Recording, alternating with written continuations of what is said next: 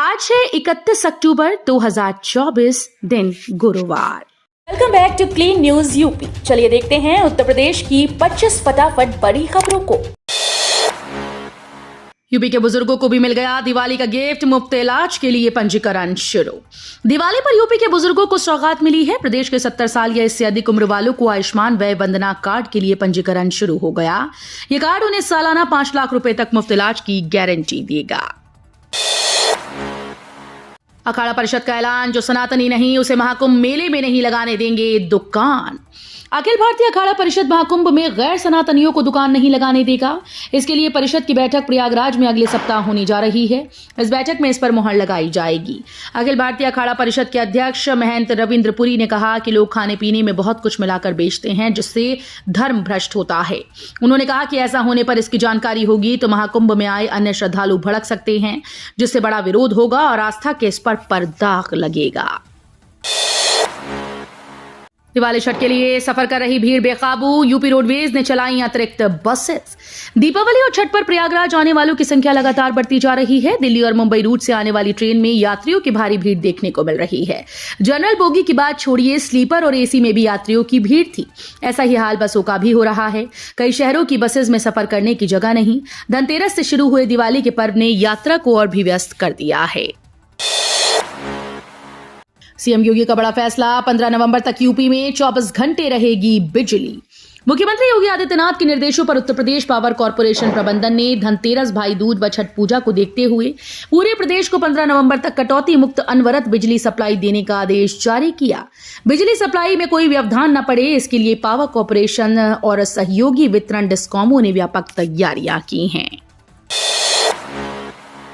प्रधानमंत्री उज्ज्वला योजना में अगर ई-केवाईसी नहीं कराई तो मुफ्त सिलेंडर से हो जाएंगे वंचित। दीपावली पर उज्ज्वला योजना के लाभार्थियों को सरकार की तरफ से प्रतिवर्ष की भांति इस वर्ष भी मुफ्त सिलेंडर दिया जा रहा है। इसके लिए लाभार्थी को ई-केवाईसी कराना जरूरी है।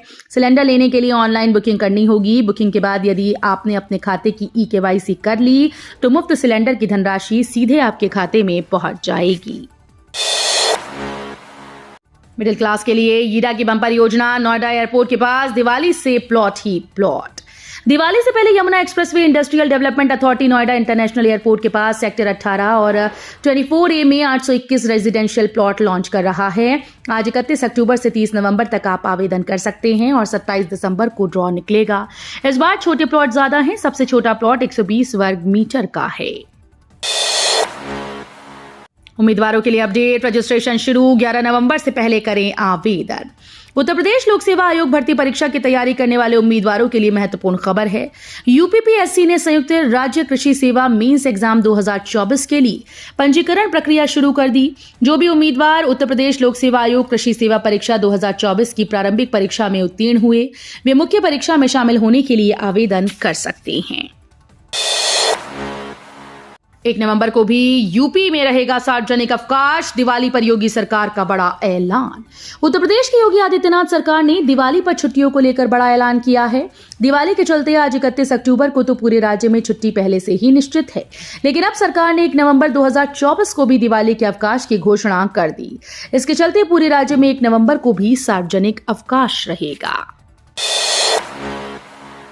25 लाख दियों से जगमग हुई अयोध्या, सरयू तट पर बना रिकॉर्ड। देश में दिवाली है, पूरे भारतवर्ष का कोना कोना चमक रहा है। झालरे, झूमरे, दिए, रंगोली, फूलमालाएं, पुष्प लड़ियां घरों में चार चांद लगा रही हैं। गली कूचे रोशन है, चप्पा चप्पा चमक रहा है। वहीं प्रभु श्री राम का धाम अयोध्या दियों से जगमग कर रहा है। सुंदरता नैनाभिराम है। कहीं लेजर लाइट्स के अद्भुत नजारे हैं तो कहीं मनमोहक रंगोलियां। अयोध्या में राम मंदिर के उद्घाटन के बाद ये पहला दीपोत्सव है। ऐसे में यूपी सरकार का लक्ष्य सरयू नदी के तट पर 25 लाख दिए जलाकर नया रिकॉर्ड स्थापित करना है। भव्य मंदिर में पहली बार दिवाली पर पीतांबर धारण करेंगे रामलला। राम मंदिर के उद्घाटन के बाद अयोध्या में दिवाली का भव्य आयोजन किया जा रहा है। इस अवसर पर राम मंदिर में पहली दिवाली पर रामलला पीतांबर धारण करेंगे। पीले रंग के सिल्क की धोती और वस्त्र में ही रामलला का श्रृंगार होगा। दीपावली के लिए खास तौर पर रामलला का डिजाइनर वस्त्र तैयार किया गया है। पीले रंग के सिल्क के वस्त्र पर रेशमी कढ़ाई के साथ ही सोने और चांदी के तारों की कढ़ाई भी की गई। रोमांचक है, करहल में राजनीति की कुश्ती, तेज प्रताप के दंगल में अखिलेश का दांव। करहल विधानसभा सीट पर उपचुनाव का दंगल शुरू हो चुका है। सपा का सबसे मजबूत अखाड़ा मानी जाने वाली सीट पर पार्टी मुखिया अखिलेश यादव के भतीजे पूर्व सांसद तेज प्रताप यादव को उतारा गया है। दूसरी तरफ भाजपा से उनके फूफा यानी चाचा धर्मेंद्र यादव के सगे बहनोई अनुजेश यादव मैदान में हैं। ऐसे में राजनीति की कुश्ती रोमांचक हो चुकी है। प्राइमरी की शिक्षा का फोन पर अपनी शिकायतें दर्ज करा सकेंगे, योगी सरकार की नई व्यवस्था। प्राइमरी के शिक्षक अब फोन पर भी अपनी समस्याएं और शिकायतें दर्ज करा सकेंगे। शासन ने बेसिक शिक्षा विभाग को इस बारे में निर्देश जारी कर दिया है। विभागीय स्तर पर शिक्षकों के आवेदनों को लेकर लापरवाही और हीला हवाली की बड़े पैमाने पर आ रही शिकायतों के बाद सरकार ने इस नई व्यवस्था को कुछ विशेष दिशा निर्देशों के तहत जारी करने के निर्देश दिए हैं। सहारनपुर, शामली और मुजफ्फरनगर के 473 मकतबों की जांच शुरू। मंडल के 473 मकतबों को लेकर एटीएस की टीम ने जांच शुरू कर दी है। बुधवार को टीम ने महानगर के कई मकतबों पर पहुंचकर छानबीन की। इस दौरान पंजीकरण से लेकर संपत्ति और फंडिंग समेत 8 बिंदुओं पर संबंधित लोगों से पूछताछ की गई। दिवाली पर राहत। पूर्वोत्तर रेलवे लखनऊ मंडल के गोरखपुर कोंडा व गोरखपुर कैंट गोरखपुर के बीच 2 चरणों में चल रहा 14 दिन का मेगा ब्लॉक खत्म हो गया। इसके साथ ही बरेली होकर गुजरने वाली निरस्त चल रही 8 ट्रेन को बहाल कर दिया गया। रूट बदलकर चलाई जा रही 14 ट्रेन का संचालन भी निर्धारित रूट से शुरू होने के बाद यात्रियों को त्योहार में काफी सहूलियत मिलेगी। नोएडा प्राधिकरण ने 1578 करोड़ वापसी के लिए दिया नोटिस। नोएडा प्राधिकरण ने किराए पर संचालित हो रही कंपनीज को अंतिम नोटिस जारी किया। इन पर करीब 1578 करोड़ रुपए बकाया है। प्राधिकरण ने स्पष्ट कहा कि पैसे जमा कर दिए जाएं, अन्यथा आवंटन निरस्त करके संपत्ति पर बलपूर्वक कब्जा किया जाएगा। पैसा जमा करने के लिए प्राधिकरण तीसरी बार ओटीएस योजना लेकर आया है। ग्रीन पटाखों की मांग बढ़ी, मोरपंखी जुगनू आकर्षण का केंद्र। बरेली में दीपावली के लिए अस्थायी पटाखा बाजार सजने के साथ ही खरीदारी का दौर शुरू हो गया। बाजार में इस बार ग्रीन पटाखों की मांग ज्यादा है। ये कम आवाज करने के साथ ही ज्यादा रोशनी बिखेरते हैं। मोरपंखी और जुगनू पटाखों को भी लोग खूब पसंद कर रहे हैं। यूपी के जिले में दिवाली पर स्वास्थ्य कर्मियों की छुट्टियों पर रोक। देश ही नहीं विदेश में भी लोग दिवाली का त्योहार धूमधाम से मनाने के लिए जुट गए हैं। सीएम योगी ने त्योहार के चलते 3 नवंबर तक छुट्टियों की घोषणा कर दी, लेकिन पीलीभीत में स्वास्थ्य कर्मियों की छुट्टियों पर रोक लगा दी। सीएमओ ने इसको लेकर आदेश जारी कर दिया। दरअसल दिवाली पर आतिशबाजी के दौरान होने वाले किसी भी हादसे से बचने के लिए चिकित्सा सेवाओं को मजबूत रखने को कहा गया है। एक्टर अक्षय कुमार ने अयोध्या में दान किए 1 करोड़ रुपए, बंदरों के लिए दी धनराशि। रामनगरी अयोध्या में सेवा भाव से दान देने वाले भक्तों की लंबी कतार है। इस कतार में फिल्म अभिनेता अक्षय कुमार का नाम भी शामिल हो गया। उन्होंने बंदरों की सेवा के लिए एक ट्रस्ट की स्थापना कराई है। बॉलीवुड अभिनेता अक्षय कुमार ने राम मंदिर में 1 करोड़ रुपए दान किया। उन्होंने ये रकम बंदरों को खाना खिलाने के लिए दी। अयोध्या के बाद अब गोरखपुर की 3 फ्लाइट्स को मिली बम से उड़ाने की धमकी, एयरपोर्ट पर मचा हड़कंप। अयोध्या के बाद अब गोरखपुर आने वाली 3 फ्लाइट्स को बम से उड़ाने की धमकी मिली। इंडिगो, आकाशा और एलायंस एयर की फ्लाइट में बम होने की सूचना से एयरपोर्ट पर अफरा तफरी मच गई।